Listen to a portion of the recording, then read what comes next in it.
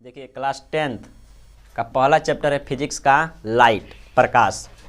इसके पहले भी वीडियो में बता चुके हैं कि क्लास 10th का बैच स्टार्ट हो चुका है। अब बहुत जल्द हमारे यहाँ 9th का भी बैच स्टार्ट होने वाला है। 9th में एडमिशन लेने के लिए हमारे पास कुछ प्रक्रिया है, उस प्रक्रिया को फॉलो करना पड़ता है, तब 9th में एडमिशन होगा। बहुत जल्द स्टार्ट होने वाला है। हम आप लोगों को आएंगे और बताएंगे, डेट बताएंगे किस तारीख से 9th का नया बैच स्टार्ट करने वाले हैं, बहुत जल्द स्टार्ट। तो क्लास 10th का पहला चैप्टर है प्रकाश। आज प्रकाश के बारे में जानते हैं। तो प्रकाश है क्या? तो प्रकाश के उपस्थिति में ही हम लोग किसी वस्तु को देख पाते हैं। तो प्रकाश एक ऐसी कारक है, एक ऐसी बाह्य कारक है जिसकी सहायता से किसी वस्तु को हम लोग देख पाते हैं। दूसरा क्या है? प्रकाश एक ऊर्जा है। प्रकाश एक ऊर्जा का रूप है। प्रकाश क्या है? एक ऊर्जा का रूप है। कहने का मतलब है ऊर्जा का रूप है कैसे? जैसे मान लीजिए कि विद्युत धारा के द्वारा विद्युत बल्ब जलने लगता है तो प्रकाश देता है, यानी विद्युत धारा का ऊर्जा किस में बदल गया? प्रकाश ऊर्जा में। यानी प्रकाश क्या है? एक ऊर्जा का रूप है। प्रकाश तरंग के रूप में भी पाया जाता है और एक कण के रूप में भी। इसलिए प्रकाश को कहते हैं ड्यूल नेचर। ड्यूल नेचर यानी प्रकाश के पास द्वैत प्रकृति होता है। द्वैत प्रकृति का मतलब उसके पास दो दो गुण होता है, यानी वह तरंग के रूप में भी चलता है और कण के रूप में भी चलता है। तो जब कण का अध्ययन करते हैं तो इसको फोटोन कहते हैं। क्या कहते हैं? फोटोन। यानी छोटे छोटे पैकेट के रूप में चलता है तो इसको फोटोन कहते हैं। कब? जब प्रकाश के कण का अध्ययन करेंगे तब। और जब तरंग का अध्ययन करेंगे तो इसमें आता है विद्युत चुंबकीय तरंग।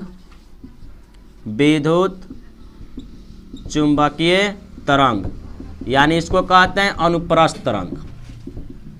अनुप्रस्थ तरंग। प्रकाश के पास द्वैत प्रकृति होते हैं, ड्यूल नेचर होता है, यानी उसके पास तरंग का भी नेचर होता है और कण का भी नेचर होता है। जब हम प्रकाश के कण का अध्ययन करेंगे तो उसको फोटोन कहते हैं। और तरंग इसमें किस प्रकार का तरंग होता है? अनुप्रस्थ तरंग। अब आता है इसका वेग। तो अलग अलग माध्यम में प्रकाश का वेग अलग अलग होता है। अलग अलग माध्यम में प्रकाश का वेग अलग अलग होता है। सबसे अधिक वेग इसका होता है निर्वात में,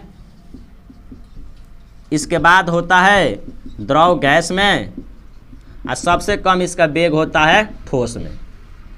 सबसे कम वेग होता है प्रकाश का किस में? ठोस में। और सबसे अधिक होता है निर्वात में, जिसका वैल्यू होता है 3 × 10⁸ मीटर पर सेकेंड।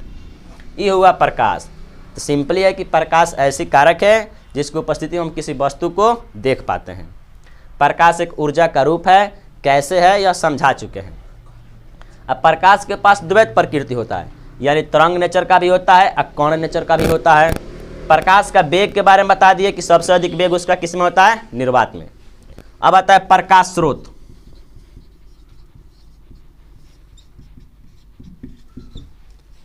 तो जिस वस्तु से प्रकाश निकलता है, जिस वस्तु से प्रकाश निकलता है उस वस्तु को प्रकाश स्रोत कहते हैं। जैसे लालटेन, दिया, मोमबत्ती, बल्ब, ये सब प्रकाश दे रहा है ना। तो जो प्रकाश देता है यानी जहाँ से प्रकाश निकलता है उसको प्रकाश स्रोत कहते हैं। जैसे लालटेन, सूर्य, मोमबत्ती, बल्ब, ये सब प्रकाश उत्सर्जित करता है, प्रकाश देता है। तो इस प्रकार के वस्तुओं को हम प्रकाश स्रोत कहते हैं। उसके बाद पढ़ना इसमें प्रदीप्त वस्तुएं।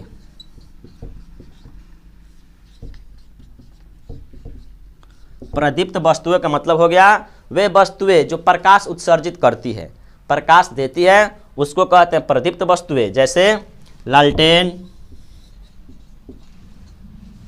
टॉर्च, सूर्य, बहुत सी ऐसी वस्तुएं हैं जो प्रकाश को उत्सर्जित करती है।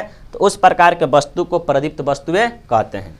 उसके बाद आता है अप्रदीप्त वस्तुएं।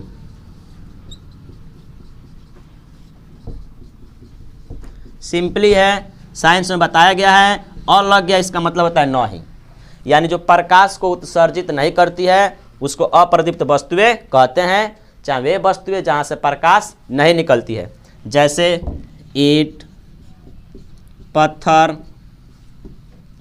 चंद्रमा, बेंच, बहुत सी ऐसे वस्तु हैं जो प्रकाश को उत्सर्जित नहीं करती है। फिर प्रकाश को उत्सर्जित नहीं करती है तो अप्रदीप्त वस्तुओं को हम लोग कैसे देखते हैं? तो जब प्रदीप्त वस्तुओं का प्रकाश अप्रदीप्त वस्तुओं पर पड़ता है तो अप्रदीप्त वस्तुएं भी हमें दिखाई देती है। ये हो गया प्रकाश के बारे में। कल से बताएंगे प्रकाश का गुण। प्रकाश के गुण में होता है प्रकाश का परावर्तन, प्रकाश का अपवर्तन, प्रकाश का प्रकीर्णन, प्रकाश का विवर्तन।